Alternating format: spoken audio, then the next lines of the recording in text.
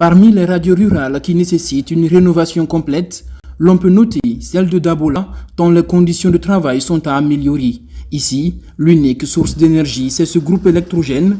Les installations techniques vétustes témoignent du besoin en investissement dans la radio rurale du centre géographique de la Guinée. Nous avons le problème d'émetteur. Nous avons un émetteur qui était à 500 watts. Aujourd'hui, il y a une baisse de 150. Donc nous avons encore un autre problème qui est le problème de console. Donc nous avons encore un autre problème qui est un problème très important, c'est ce qu'on appelle source d'énergie. Nous utilisons le groupe, et ça c'est un groupe qui est là depuis 2015, ça c'est un groupe qui a vieilli. Donc si monsieur le ministre nous aide à avoir une source d'énergie constante pour qu'on puisse travailler 24 heures sur 24. Après Dabola, le ministre de l'Information et de la Communication s'est rendu à Dinguiraye, à la radio rurale, unique source d'information dans la préfecture. Le ministre a félicité le personnel pour son engagement avant de prendre note des difficultés. Aujourd'hui, au niveau de la radio rurale de Dinguiraye, on a de sérieux problèmes. D'abord au niveau de l'émetteur central, c'est un émetteur de 300 que nous avons et dans les conditions normales, on a besoin d'un émetteur de 500. Et en plus de ça, notre site relais qui est à Diatiféré, ce site aussi est en panne. Donc c'est de nous aider à trouver un émetteur pour que ce site puisse être réhabilité.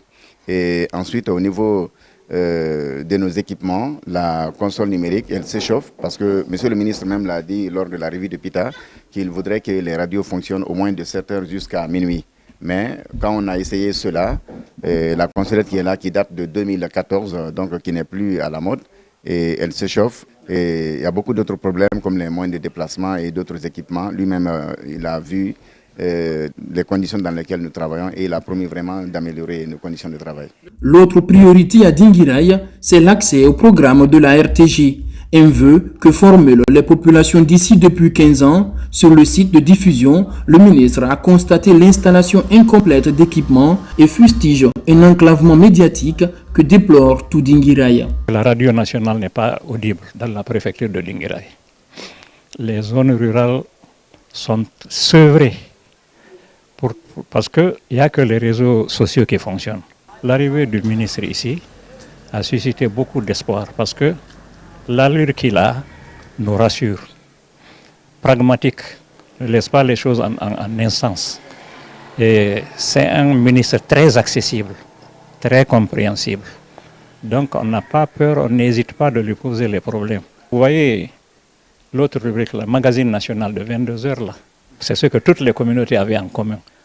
22 heures, mais malheureusement, ici on est dans l'obscurité, puisque la radio nationale n'est pas audible. Pour ce qui concerne l'AGP ici, le problème de mobilité se pose. Il n'y a pas d'engin roulant pour aller dans les zones rurales. Les réalités de terrain touchées du doigt à Dinguiraye et à Dabola, le ministre de l'Information et de la Communication promet des actions urgentes pour répondre aux besoins des populations en matière d'accès à l'information.